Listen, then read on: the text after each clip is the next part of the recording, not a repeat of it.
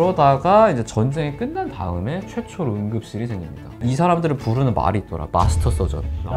모든 수술을 다 할 수 있어요. 중증외상센터 웹툰이 처음 미국 갈 때 계속 막혔었어요. 미국에서 이해가 안 되는 거예요. 그러니까 이번에 중증외상센터 그 드라마 나온 것도 닥터 프렌즈. 안녕하세요, 닥터 프렌즈입니다. 오늘 돌아온 의학의 역사. 오늘은 외상외과의 역사입니다. 외과 중에서도 외상을 주로 보는 과입니다. 대한민국에 외상외과 전문의가 몇이나 있는지 알아요? 한 10명? 이게 생각보다 역사가 되게 짧아요. 10명은 진짜 너무 적다 10명은 생각하시고 야 10명은 야 우리나라 무슨 소리 하는 거야 도대체. 외상이라는 게 되게 무서운 게 누구나 대상이 될 수 있거든요. 이게 2010년부터 우리나라는 외상외과 전문의를 배출하기 시작했습니다. 그러니까 그때 제도를 도입한 거예요. 당연히 1기는 원래 기존의 외과, 뭐 흉부외과, 신경외과 등등 그분들 중에 내가 외상을 보겠다 라고 하신 분들이 이제 외상외과 전문의가 되신 거죠. 그래서 첫 해에는 80명이 넘게 됐고 이제 15년째 배출하고 있습니다. 2023년 기준으로 351명이 외상외과 전문의 자격증을 취득했습니다. 진짜 적네? 80명이었다며 처음에.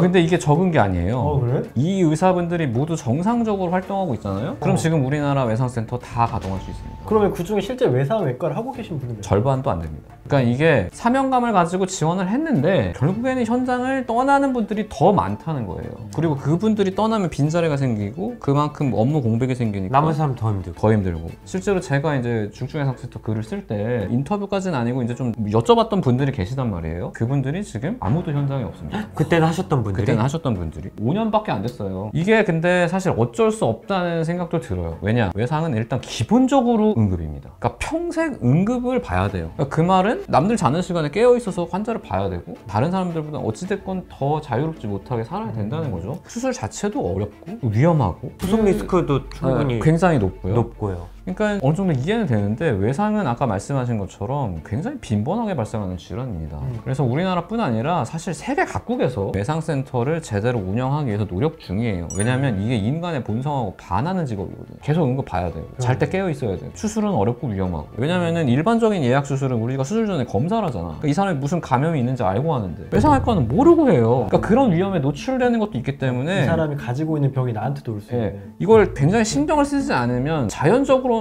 당연히 없어질 수밖에 없는 분과입니다. 근데 이게 처음부터 그러면 모든 사람들이 다 이렇게 신경을 썼을까? 당연히 아니었겠지. 옛날에는 이제 외상이 가장 빈번하게 발생하는 집단 군대였겠죠. 그쵸. 군대. 거기는 군인이 싸우다 다쳤을 때 전문적으로 치료하는 시스템이 필요합니다. 그럼 이게 언제부터 자리를 잡았을까? 지난번 그 프랑스 아니에요? 그거는 이제 구호고 구조하는 거고 그냥 이건 다친 사람을 치료하는 거. 그러니까 아주 옛날에는 우리 세 명이서 이제 창 들고 가고 있어요. 창 다쳤어. 그럼 어떻게 되는지 알아요? 나랑 진승이가 고민해.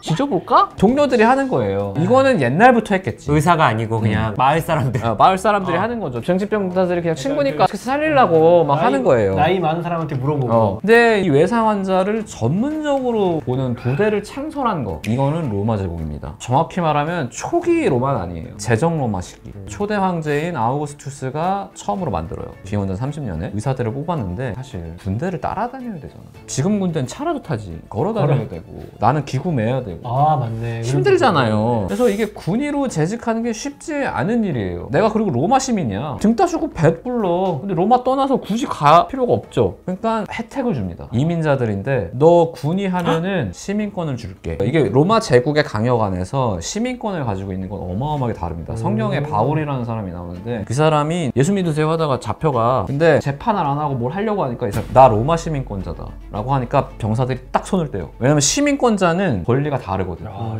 그래서 이제 나중에 되면은 조금씩 더 확립이 돼가지고 병사가 6,400명이 있으면은 군의관을 20명을 두게 됐어요. 이 중에 90%가 이민자입니다. 그리고 이제 대우가 나쁘지 않았어요. 은퇴 후에 이 사람이 소득을 번다 그러면 세금 없어. 그 다음에 너 뭐 땅이 없어? 우리가 공짜로 빌려줄게. 이런 식으로 해서 굉장히 혜택을 많이 줬습니다. 그러다 보니까 실력 있는 이민자들이 군의관으로 많이 들어가요. 그리고 로마 제국의 문화 자체가 좀 실용적이잖아. 그래서 이때 말도 안 되게 발전하는데 일단 이 사람들이 제일 신경 쓴 건 환경 개선입니다. 군대 막사에 똥 아무 데나 싸지 마. 물 흐르는 데다 싸. 전쟁에서 그게 안 된다. 그러면은 땅에 파묻 던지. 아니면은 적어도 우리가 여기서 식수를 확보하고 있으면 그 하류에 대변을 싸야 된다. 이런 식으로 하고 주기적으로 씻어. 그리고 식단도 균형 있게 가져가고. 물론 전쟁터에서는 빵만 먹었지만 평상시에는 고기도 먹고 이렇게 한 거죠. 그래서 진짜 신기한 게 로마 군인의 평균 수명이 당시 일반 시민보다 5년 이상 길어요. 군인이 전쟁터에서 죽어나가는 사람들이 있는데도 때도 더 높습니다. 그리고 그때 당시 외과 도구를 보면은 19세기 외과 도구보다 좋아. 심지어 메스는 블레이드를 갈게 돼 있어요. 딸깍해서 블레이드를 빼고 지금이랑 똑같네.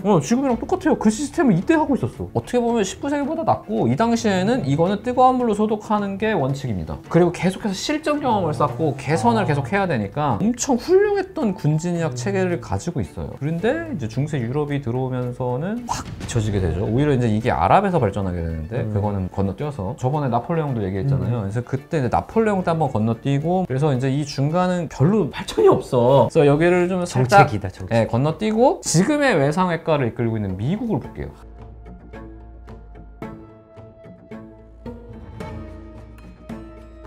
미국은 18세기에 독립을 했습니다. 그 당시에는 이제 이류 열강인 거죠. 그래서 이제 미국을 보면은 19세기에 내전을 겪어요. 남북 전쟁을 겪잖아요. 그렇죠. 1861년부터 65년까지 4년 동안 전쟁을 하는데 이게 최초로 마취과 전문의가 활동한 전쟁입니다. 그 전에도 마취가 당연히 군대에서 이루어졌지만 이런 거야. 내가 절단도 해. 근데 아파하니까 마취도 해. 근데 이 사람은 마취만 해. 그러니까 지금, 용량이나 이런 걸 더 심도 있게 가져가고 이 사람의 몸무게나 이런 것도 재면서 조금 더 효과적으로 했다는 거죠. 그래봤자 뭐 되게 했던 건 절단술이고 그래서 당시 묘사를 보면은 전쟁을 한번 치르고 나면 야전병원으로 이동했대잖아요. 그 다음날 보면 야전병원 옆에 산이 생겨요. 팔다리우산 산. 그런 식의 것들이 생겼지만 어찌됐건 이미 나폴레옹 때 분류법이 나왔고 구호소로 이송하거나 여기서 안 되면 그 뒤에 후방병원으로 이송하는 시스템이 거의 완성이 됩니다. 그러니까 나폴레옹 때는 이송을 야전병원으로만 했었는데 여기서는 야전병원에서 이제 종합병원으로 가는 시스템이 완성이 돼요. 그래서 이때 조금 더 정립이 되고 링컨 대통령이 여기에 관심이 많았어요. 그 사람이 외상 매뉴얼을 제정하도록 합니다. 이게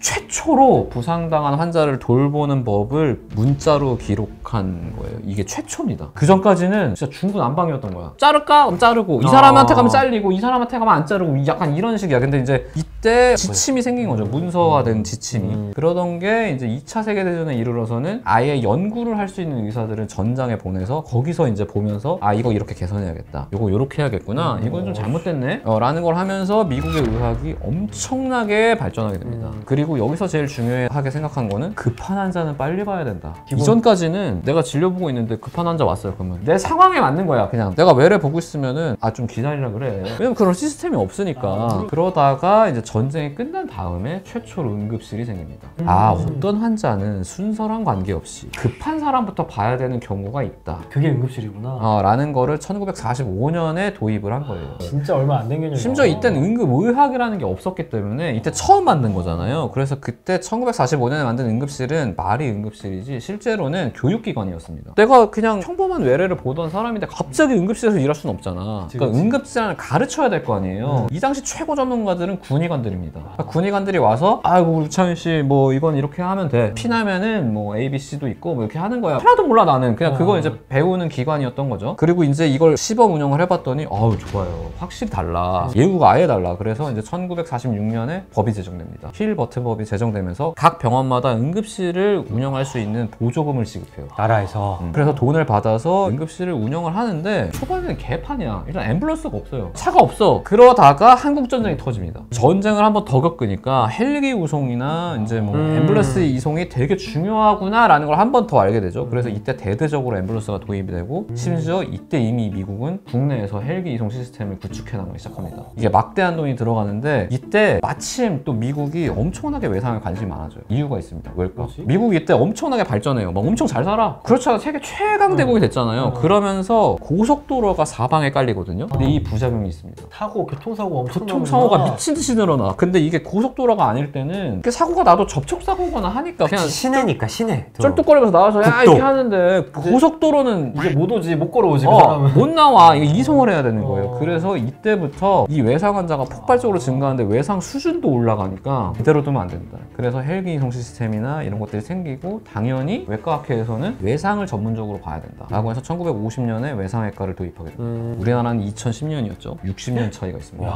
이 당시에 외상외과를 본 사람들은 사실상 2차 세계대전과 한국전쟁에서 그 군의관들이에요. 이 사람들을 부르는 말이 있더라. 마스터 서전.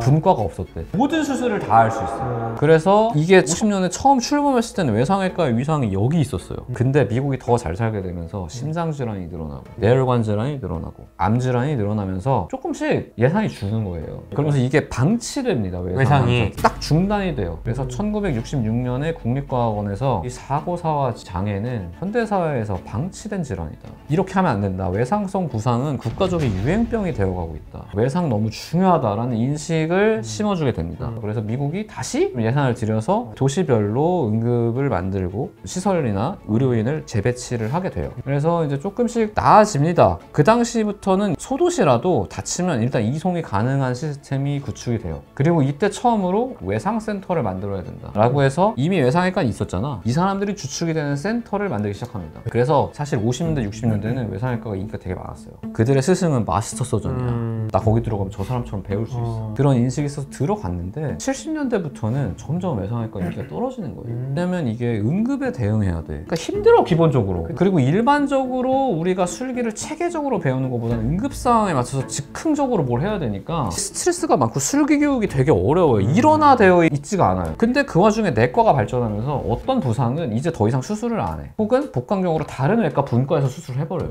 혹은 혈관외과에서 하거나 흉부외과에서 하거나 뭐 가져가 그냥. 그러니까 외상외과의 파이가 줄어요. 그리고 결정적으로 1968년에 안전벨트법이 도입이 됩니다. 그 전까지는 안전벨트가 차에 없어. 차에 없어요. 그냥 야, 안전벨트가. 그러면 씨 로켓이네? 그러니까 엄청나게 진짜. 죽었는데 개정이 된 다음에는 부상이 확 줄죠. 그리고 에어백이 80년대에 나오거든요. 그러면서 또 한 번 팍 줄어요. 그러니까 외상외과 입장에서는 파이가 점점 주는 거예요. 그런 경향성이 계속 이어지는 결과 1992년쯤 되면은 전체 외과한테 지원하는 게 아니야. 외상외과에 관심이 있니? 라고 물어보면 한 18% 정도만 관심은 있습니다. 근데 안 갈 거예요. 이 정도야. 그래서 완전 비인기과로 추락을 하게 돼요. 이때 미국도 외상외과가 인기가 없었습니다. 그래서 이제 이유가 뭐야? 라고 하면은 비수술적 치료가 늘어나니까 수술할 기회가 없고, 그리고 손상 자체가 심하면은 어차피 와도 못 살려. 근데 그러면 소송을 해요. 미국은 소송이 또 엄청나죠. 그리고 잦은 야간 당직 때문에 생활 패턴이 불규칙합니다. 그리고 외과의 분과가 계속되면서 세분화가 되니까 외상외과가 옛날에는 뭐 4-5과 있으면 4-5개 중에 하나인데 지금은 10개야. 10개 중에 하나야. 그럼 더 점점 N수가 줄 거잖아요. 그래서 그때 계산을 해봤더니 야, 이대로 가면은 2012년쯤 되면은 외상외과 의사가 1,500명 정도가 부족할 것 같다. 미국 전역에. 전역에서. 미국은 땅덩이가 넓어서 센터별 의사가 더 필요해. 센터도 더 필요하고. 왜냐면 이게 이송이 어려우니까. 그래서 야, 이거 어떻게 하냐? 라고 해서 미국의 외과학회랑 외상 관련한 학회들이 다 모여요. 그래서 해결책을 간구하게 됩니다.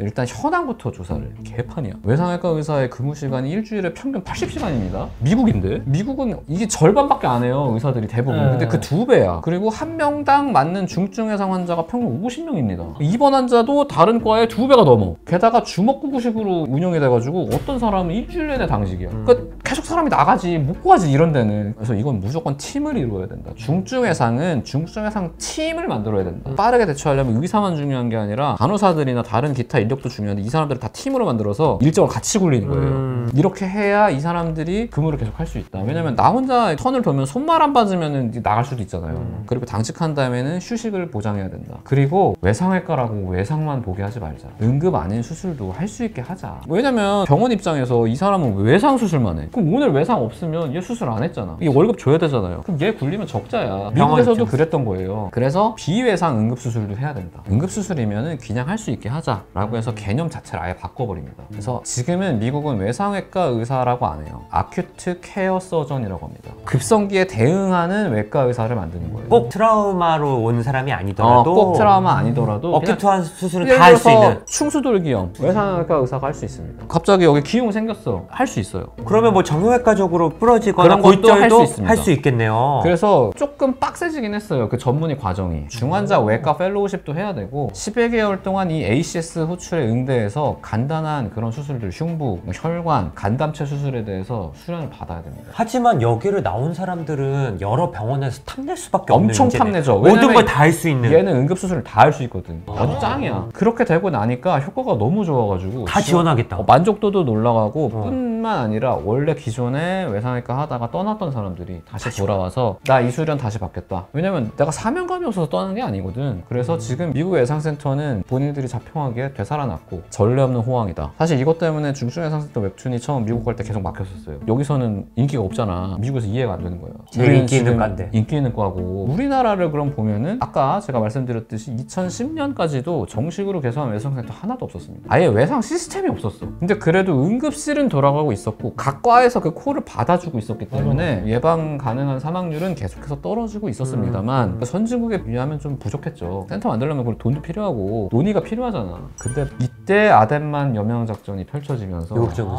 이국종 교수님이 딱 스타 의사가 되면서 외상 치료에 대해서 범국민적 관심이 딱 집중됩니다. 이때 그래서 외상센터가 개소가 되고 시스템이 생긴 거예요. 그걸 정부에서 강력하게 규제를 하니까 외상이 없는 날은 수술을 할 수 없고 센터에서는 그치. 이 외상외과 의사를 계속해서 고용하고 있는 것이 굉장히 부담인 거죠. 진짜 부담돼. 근데 이게 외상학회에서는 이미 미국에서 이렇게 해결한 걸 봤잖아요. 그래서 외상학회에서는 사실은 굉장히 초기부터 시정 요구를 했습니다. 우리도 외상외과 전문 시스템이 아니라 응급 전담 의사로 이렇게 좀 해주라. 아큐트 케어 서전으로 해주라 라고 해서 계속해서 얘기를 했는데 이게 조속한 해결이 되진 않았습니다. 그래서 기존에 있던 외상외과 전문의를 획득했던 사람들이 이제 이탈을 하고 매년 지원율까지 떨어지고 있었는데 거기에 외과 전체 파이도 떨어지니까 앞날이 너무 어두워졌었단 말이에요. 그러다가 ACS 시스템이 도입이 됐습니다. 2020년 전후로 해가지고 됐어요. 근데 느낌이 좀 달라요. 미국은 제가 이것도 할 수 있군요 이런 느낌이면은 한국은 제가 이것도 해야 돼요? 제가 이것도 해야 돼요? 약간 이런 느낌이야. 이게 자세히 말하면은 우리나라에서는 외상외과 의사가 외상이 아닌 급성 환자에 대해서 수술하잖아요. 그러면 내가 이 수술을 왜 해야만 하는지 소명을 해야 됩니다. 왜? 안 그러면 심평을 해서 삭감이 돼요. 왜? 그리고 내가 소명을 했어도 심평원에서 판단했을 때 이거 이 사람 말고 다른 사람 했어도 될 것 같은데 그럼 삭감이에요. 너무 뭐야, 행정적으로. 그러니까 이게 행정적으로 되게 굉장히 여러 가지 버든이 있어요. 여기에 더해서 미국에서는 단순히 외상외과 의사가 ACS, 그러니까 응급 대응팀으로서 바로 전환된 게 아니고 팀을 만들고 이 사람들이 충분히 돌아갈 수 있는 인력을 충원하고 그렇게 해서 굴리기 시작했는데 여기는 인력 충원이 없이 그냥 넘어간 거예요. 그러니까 나는 외상외과도 하는데 중환자도 봐야 되고 그냥 오는 응급 환자도 봐야 되는 거예요. 그럼 뭐야? 근데 수가는 여전히 저수가야. 그리고 내가 이거 소명 안 하면 삭감되거나 혹은 나한테 제재가 들어와요. 와, 서류 작업까지 해야 돼? 이러니까 오히려 미국하고는 정반대로 외상외과 선생님들이 이렇게 ACS 응급 중환자 외과 이런 식으로 돼 있거든요. 요새는 여기로 갔다가 와 여기가 더 힘들어. 그래서 다시 그냥 외상센터로 돌아오는 경우가 있고 아니면 여기 갔다가 야 여기도 안 되겠구나 해서 그냥 아예 손을 놔버리는 경우가 굉장히 많습니다. 그래서 이게 다시 살리고 싶어서라는 책이 또 나왔거든요. 허윤정 선생님인가? 그 선생님이 쓰신 거? 그거나 이제 다른 논문을 봐도 이게 이름만 떼온 것 같아요. 우리나라는 디테일한 면에서 차이가 너무 심해. 근데 이게 뭐 우리나라가 그렇죠 뭐 이렇게 하기에는 무리가 좀 있어요. 왜냐면 암에 대해서는 오히려 우리가 미국보다 잘하고 있거든요. 그러니까 암에 대해서는 국가 차원에서 투자도 하고 있고 신경도 굉장히 많이 쓰고 있어요. 세계 최상위권입니다. 네네. 근데 외상이랑 응급으로 넘어오면은 뭐가 없단 말이에요. 그러니까 이거는 우리나라의 문제라기보다는 그냥 여기에 투자가 아직 안 되고 있는 거죠. 우리는 사실 외상외과에 대해서 관심 생긴 게 2010년이니까 아직은 그 역사가 짧아서 현재 진행 중인 상황에 머물러 있는 거 아닌가라는 생각이 들고 우리나라도 어떻게든 외상외과를 좀 살려야 되지 않나. 네. 그러니까 이번에 중증외상센터 그 드라마 나온 것도 정말 초인이 필요하다. 그러니까 그게 사실 네. 현실적인 그렇죠. 사람이 아니잖아요. 그러니까요. 국가역이. 네. 말도 안 되는 사람이야. 근데 네. 제가 생각했을 때는 지금 이런 시스템에서는 그런 사람이라도 있어야 돌아갈 것 돌아간다. 같다라는 생각에서 소설을 쓴 거거든요. 정말 히어로 같아요. 그러니까 히어로. 역설적으로는 지금의 현 상황에서는 아무도 버틸 수 없다. 네, 왜냐면 그런 라는 사람은 이야기를, 없으니까. 그쵸. 그래서 그런 말씀을 드리면서 오늘 영상은 마무리하도록 하겠습니다. 다음에 저희는 더 재밌고 유익한 의학의 역사로 찾아뵙도록 하겠습니다. 감사합니다. 감사합니다.